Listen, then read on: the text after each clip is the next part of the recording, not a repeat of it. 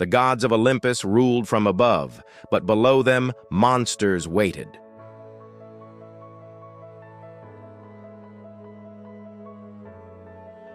When he failed to slay the Chimera, the monster laughed. If only these stone statues could speak, maybe we'd know what that laugh sounded like. Instead, we can only imagine the scorn. Of all the monsters born from the union between Gaia and Typhon, this one was surely the most favored. All of its attacks were venomous, a gift from its father. Yet somehow it wasn't considered immortal. It died by the hand of the hero Perseus. Or was it an immortal monster reborn in another form? Some say that every time the creature is slain, two new ones take its place. So how many chimeras really exist? How many have already been slain? And will any hero be the one to end them all? In the end, though, even if there were just one, it would still be more than enough. This monster was proof that the earth wasn't always kind. Sometimes it created nightmares, too. Number 4, the Stymphalian birds. These birds are strange. Their bodies were bronze, feathers of brass, claws like hooks, wings like storm clouds, beaks like swords. Once they flew across the sky, the sun couldn't shine through their shadows. The hero Ceyx chased them over land and sea, but they only flew faster when he got close. Then they turned and attacked, slashing him with their wings, tearing him with their talons. He needed help. So he prayed to the gods and received an answer. A set of bronze clappers. All he had to do was make noise, lots of noise. That's how Ceyx defeated the Stymphalian birds, with music. Well, kind of. To make those clappers work, he needed someone who knew music, and he found her in the form of a woman named Galeen. She taught him how to play his new weapons, how to turn fear into victory. Then together, they faced the flock. The clattering drowned out their cries.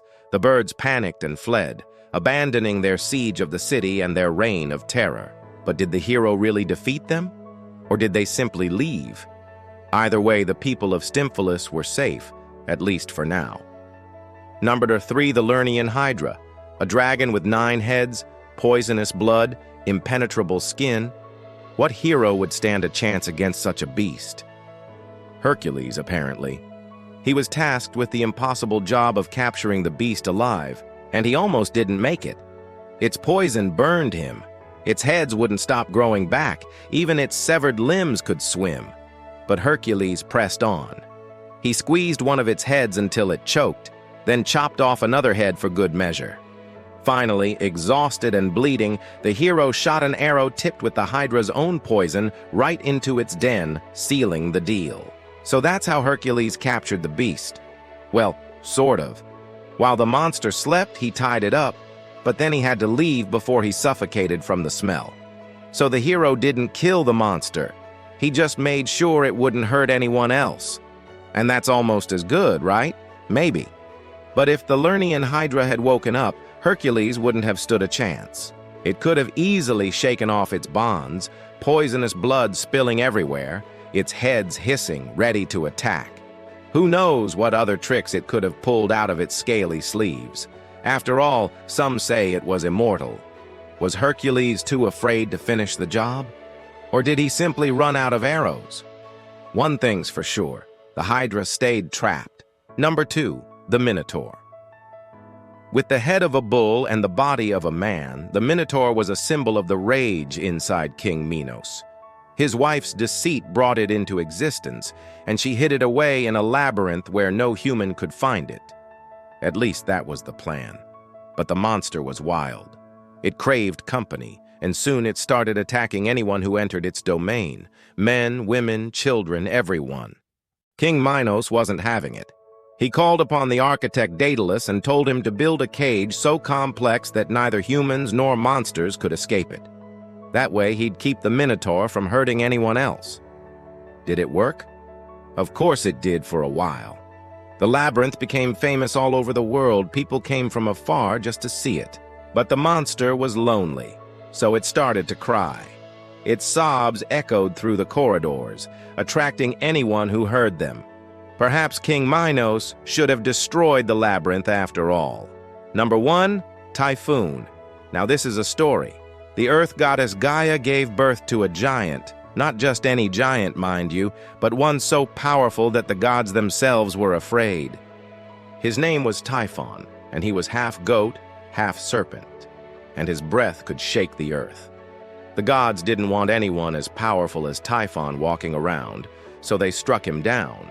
But his heart kept beating, and Zeus realized that if he didn't finish the job, Typhon might just get back up and destroy everything. So the king of the gods struck again, harder this time, and sent the monster tumbling into the sea. There he sank into the waves and disappeared.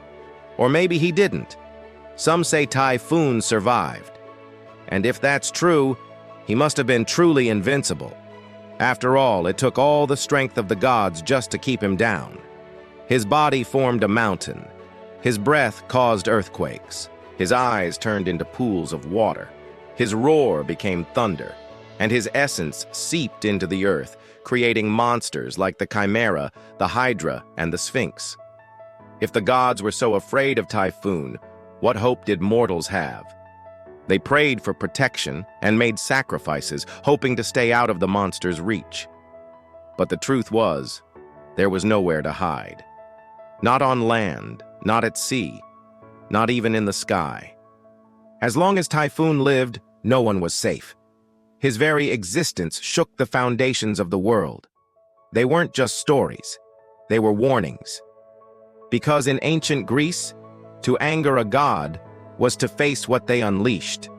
Which of these monsters fascinated you the most? Let us know in the comments and bring these legends to life. We'll send you a special gift.